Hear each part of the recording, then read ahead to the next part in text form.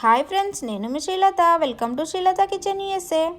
మునక్కాయ నిల్వ పచ్చడిని చాలా టేస్టీగా ఈజీగా ఎలా ప్రిపేర్ చేసుకోవాలో తెలుసుకుందాం. మునక్కాయతో సాంబార్ అలాగే కర్రీయే కాకుండా ఇలా ఓసారి నిల్వ పచ్చడిని ట్రై చేసి చూడండి. టేస్ట్ అయితే చాలా బాగుంటుంది. ఈ మునక్కాయ నిల్వ పచ్చడి రైస్లోకి బాగుంటుంది. అలాగే మనం ఒకసారి చేసుకొని స్టోర్ చేసుకున్నామంటే 1 నెల నుంచి 2 నెలల పాటు ఫ్రెష్గా ఉంటుంది. ఎప్పుడు కావాలంటే అప్పుడు తినేయొచ్చు. ఈ మునక్కాయ నిల్వ పచ్చడిని ఎలా ప్రిపేర్ చేసుకోవాలో ఆ ప్రాసెస్ ఏంటో ఇప్పుడు చూసేద్దాం. ప్రాసెస్ స్టార్ట్ చేయడానికంటే ముందు మా ఛానల్ని కనుక మీరు మొదటిసారి చూస్తున్నట్లయితే తప్పకుండా సబ్స్క్రైబ్ చేసుకోగలరు. ఇంకా లేట్ చేయకుండా ప్రాసెస్లోకి వెళ్ళిపోదాం. ముందుగా 2 కండ ఎక్కువగా ఉన్న లేత మునక్కాయలను తీసుకొని శుభ్రంగా కడుక్కొని తుడుచుకొని ఇలా 2 ఇంచుల పొడవుతో కట్ చేసుకొని తీసుకోవాలి. నెక్స్ట్ ఒక బౌల్లోకి ఒక 50 గ్రాముల చింతపండుని తీసుకొని ఇందులో కొద్దిగా వాటర్ వేసుకొని నానబెట్టుకోవాలి. వాటర్ కొద్దిగానే వేసుకోవాలి, చింతగుజ్జు మనకు చిక్కగా ఉండాలి కాబట్టి.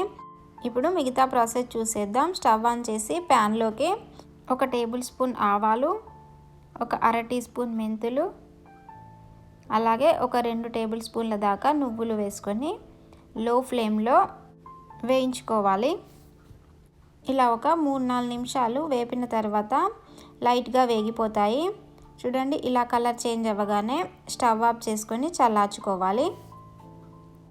చల్లారిన తర్వాత మిక్సీ జార్లో వేసుకొని ఫైన్ పౌడర్లా గ్రైండ్ చేసుకొని తీసుకోవాలి. ఈ పౌడర్ని ఇప్పుడు పక్కన పెట్టుకుందాం. అదే ప్యాన్లోకి ఒక 4 టేబుల్ స్పూన్ల దాకా ఆయిల్ని వేసుకోవాలి.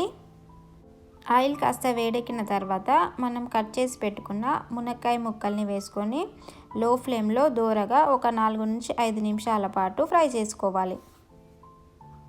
మునక్కాయ ముక్కలు బాగా వేగనవసరం లేదు, ఇలా లైట్గా ఫ్రై చేసుకుంటే సరిపోతాయి.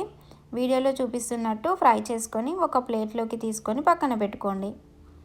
నెక్స్ట్ అదే ఆయిల్లోకి 1 టీ స్పూన్ పచ్చిశనగపప్పు, ఒక 1/2 టీ స్పూను మినప్పప్పు, ఇవి కాస్త వేగిన తర్వాత ఒక 1/2 టీ స్పూన్ జీలకర్ర, 1/2 టీ స్పూన్ ఆవాలు, ఒక 4 ఎండుమిర్చి ముక్కలు, కొద్దిగా కరివేపాకు, అలాగే ఒక 4-5 వెల్లుల్లిని ఇలా కచ్చపచ్చగా దంచి వేసుకోవాలి. వీటన్నింటినీ బాగా గోలనివ్వాలి. కావాలంటే మీరు ఒక 1/4 టీ స్పూన్ దాకా పసుపు కూడా వేసుకోవచ్చు. ఇలా పోపు మొత్తం గోలిన తర్వాత మనం నానబెట్టి పెట్టుకున్న చింతపండును పిసికి గుజ్జు తీసి వేసుకోవాలి. మీడియం ఫ్లేమ్లో ఒక 5 నిమిషాలు మరిగించినట్లయితే పులుసు మొత్తం దగ్గర పడిపోతుంది. చూడండి, ఇలా మరిగిన తర్వాత ఆయిల్ నుంచి సపరేట్ అవుతుంది. ఇలా అవగానే స్టవ్ ఆఫ్ చేసుకొని దీనిని పూర్తిగా చల్లారనివ్వాలి.